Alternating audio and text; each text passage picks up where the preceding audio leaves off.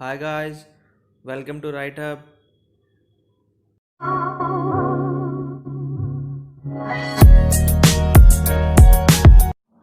So today's our topic is Revolt of 1857 यानी 1857 का विद्रोह, जिसको सिपाही म्यूटिनी यानी सैन्य विद्रोह भी कहते हैं। तो क्या कभी आपने सोचा इसको सिपाही म्यूटिनी यानी सैन्य विद्रोह किसने कहा? अगर आपको पता है तो do tell me in the comment. अगर नहीं पता तो फिक्र मत कीजिए, इसको डिस्कस हम वीडियो की लास्ट में जरूर करेंगे। वीडियो शुरू करने से पहले अगर आपने अब तक राइट हब को सब्सक्राइब नहीं किया है तो अभी राइट हब को सब्सक्राइब करें। तो आइए देखते हैं क्या क्या 1857 के रिवोल्ट के कॉजेज रहे होंगे। तो अगर मैं आपसे पूछूं कि क्या कारण रहा होगा तो आप कहेंगे मिलिट्री में कारतूस को इंट्रोड्यूस कर दिया जो काव और पिग के मीट का बना होता था। हालांकि ये सिर्फ एक रूमर था जिससे इंडियन सोल्जर्स ऑफेंड हो गए और विद्रोह हो गया। तो अगर मैं कहूँ कि क्या यही एक कारण था? जी नहीं, कभी भी कोई विद्रोह किसी एक कारण से नहीं हो सकता। उसके पीछे बहुत से पैरामीटर्स और बहुत सी डायमेंशंस भी होती हैं। तो आइए जानते हैं उन डायमेंशंस, उन पैरामीटर्स के बारे में। Military cause, economic cause, political cause and socio religious cause, यानी सामाजिक और धार्मिक कारण भी था। तो आइए देखते हैं इन सबको डिटेल में। मिलिट्री कॉज, जैसा कि हम जानते हैं ब्रिटिश आर्मी में इंडियन सोल्जर और ब्रिटिश सोल्जर्स दोनों होते थे।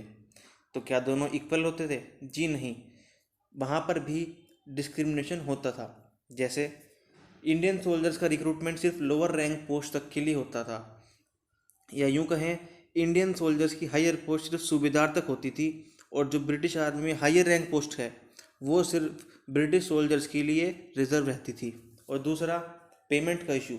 जब इंडियन सोल्जर्स को इंडिया से बाहर भेजते थे तो उनको कोई एक्स्ट्रा पेमेंट नहीं दी जाती थी, या जिसे हम एक्स्ट्रा भत्ता कहते हैं। जबकि ब्रिटिश सोल्जर्स को अगर इंडिया से बाहर भेजते थे तो उनको एक्स्ट्रा पेमेंट यानी एक्स्ट्रा भत्ता दिया जाता था। तो अगर हम मिलिट्री कोर्स को किसी दो पॉइंट में समराइज करना चाहें तो वो होंगे एक्स्ट्रा भत्ता और लिमिटेड टू सूबेदार पोस्ट या लोअर रैंक पोस्ट। तो आइए जानते हैं सोशो रिलीजियस कोज यानी सामाजिक और धार्मिक कारण क्या रहे। जैसा कि हम जानते हैं पहले सती प्रथा का प्रचलन था, जो एक कुप्रथा थी जिसको एबॉलिश करने में सबसे बड़ा योगदान राजा राम मोहन रॉय, जो एक इंडियन थे, और विलियम बेंटिक का रहा, जो एक ब्रिटिशर थे। हालांकि ये अच्छा ही हुआ कि सती प्रथा को अबॉलिश कर दिया गया, लेकिन इंडियंस को लगा ये तो सिर्फ यहाँ पे ट्रेड करने आए थे, ये हमारे सोशल इश्यूज़ में क्यों इंटरफेयर कर रहे हैं। और दूसरा सोशल रीज़न था हिंदू विडो रीमैरिज एक्ट, जो 1856 यानी रिवोल्ट से सिर्फ एक साल पहले ही पास हुआ था। तो आइए अब देखते हैं क्या क्या धार्मिक कारण रहे होंगे।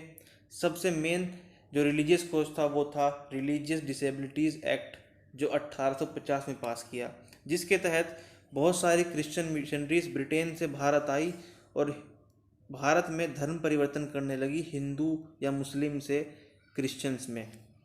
अगर हम सोशल एंड रिलीजियस कोजेस को किसी दो पॉइंट में बांटना चाहें तो वो होंगे अबॉलिशन ऑफ सती और क्रिश्चियन मिशनरीज का भारत में आना। तो आइए अब देखते हैं क्या क्या आर्थिक यानी इकोनॉमिक कारण रहे, जिसमें पहला है डी इंडस्ट्रियलाइजेशन। ब्रिटिशर्स इंडिया से रॉ मटेरियल ब्रिटेन ले जाते थे, वहाँ पे उसको मैन्युफैक्चर करते थे और वापस उसको इंडिया में लाते थे और उसको हाई प्राइस में सेल करते थे। इससे उनको दो फ़ायदे हुए। पहला, उनको रॉ मटेरियल सस्ते में मिल जाता था, और दूसरा, उस रॉ मटेरियल की क्वालिटी भी अच्छी होती थी। और चाहिए भी क्या जब सस्ता और क्वालिटी दोनों एक साथ मिल रही हैं तो। और दूसरा था टैक्सेशन सिस्टम, जिसमें उन्होंने बहुत सारे टैक्स इंट्रोड्यूस किए, जैसे जमींदारी सिस्टम, रोहतवारी सिस्टम एंड मेहरवारी सिस्टम, जिससे फार्मर्स को बहुत सा नुकसान उठाना पड़ा।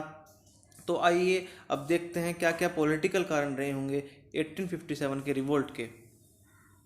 इसमें पहला था doctrine of lapse.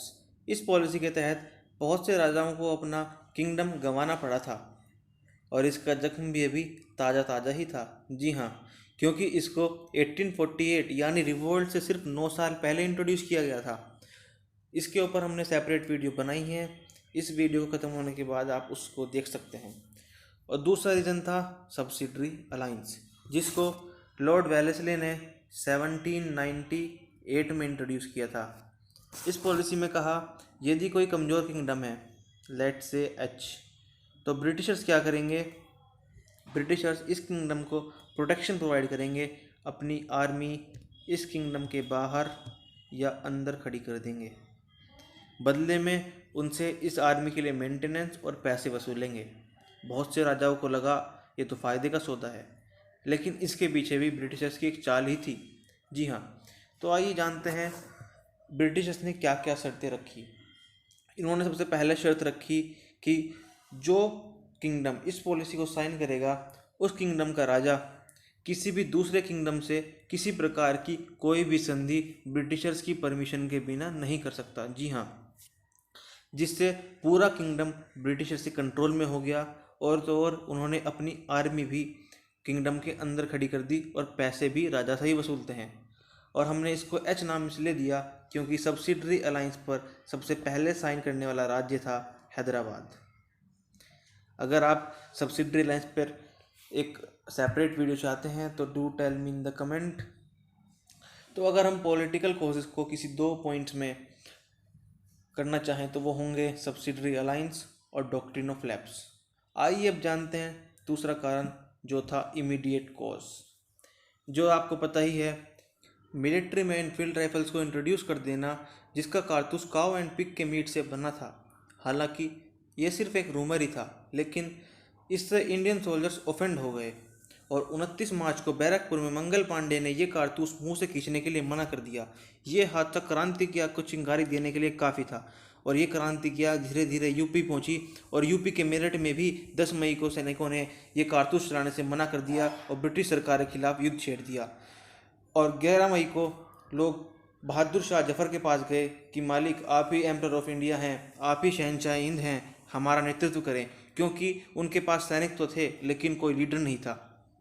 Bahadur Shah Zafar को भी लगा कि मेरा राज्य भी डॉक्ट्रिन ऑफ लैप्स के तहत जाने ही वाला है, तो क्यों ना मैं भी इस लड़ाई में इनके साथ हो जाऊं और अपना राज्य बचा लूं। ये तो दोनों के लिए ही फायदे का सौदा है। इस तरह बहादुर शाह जफर दिल्ली से लड़ाई लड़ी अंग्रेजों के खिलाफ। आइए देख लेते हैं मैप की हेल्प से कौन कौन से मेन सेंटर रहे 1857 के रिवोल्ट के। जैसा कि हमें पता है, ये क्रांति शुरू हुई थी बैरकपुर से, जहां पर मंगल पांडे ने कारतूस खींचने से मना कर दिया था, जो बंगाल में है। और धीरे धीरे ये क्रांति पहुंच गई पूरे नॉर्थ इंडिया में, मेरठ, दिल्ली, ग्वालियर, झांसी, लखनऊ, बरेली, इलाहाबाद, पटना जैसे शहरों तक पहुंच गई। आप एक बात नोटिस कीजिए, आप सिर्फ ये क्रांति नॉर्थ इंडिया में होती दिख रही हैं, साउथ इंडिया में नहीं। इसके दो मेन रीज़न है। पहला है एजुकेशन, वहाँ के लोग एजुकेटेड थे, और दूसरा है इकोनॉमी अच्छी थी। अब इकोनॉमी अच्छी क्यों थी? क्योंकि यहाँ पे है ईस्टर्न घाट, ये है वेस्टर्न घाट। यहाँ से समुद्र के रास्ते ट्रेड होता था। जब ट्रेड ब्रिटिशर्स यहाँ से करते थे तो इनकी इकोनॉमी अच्छी थी। आइए अब देख लेते हैं कौन कौन से लीडर ने कहाँ कहाँ से लीड किया। दिल्ली में लीड किया बहादुर शाह सेकंड या बहादुर शाह जफर ने, लखनऊ में लीड किया बेगम हजरत महल ने, कानपुर में नाना साहिब राव, झांसी में रानी लक्ष्मीबाई, बिहार में कुंवर सिंह, राजस्थान में जयदयाल सिंह, फर्रुखाबाद में तफजल हसन खान, असम में कान परेश्वर सिंह और उड़ीसा में सुरेंद्र शाही।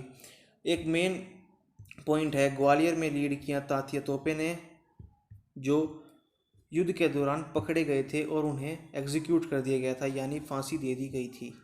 और बहादुर शाह जफर को रंगून भेज दिया गया था, जहां पर उनकी समाधि आज भी है। और रानी लक्ष्मीबाई युद्ध के दौरान मारी गई थी। आई होप आपको ये वीडियो अच्छी लगी और आपको इतना समझ में आ गया है। और एक क्वेश्चन जो हमने शुरू में लिया था वो था सेपोई म्यूटिनी, यानी सैन्य विद्रोह। ये टर्म दी गई थी सर जॉन लॉरेंस के द्वारा, ताकि इंडियंस का मोरल डाउन कर सके और उन तक एक मैसेज जा सके कि ये मात्र एक सैन्य विद्रोह था, उससे ज़्यादा कुछ नहीं था।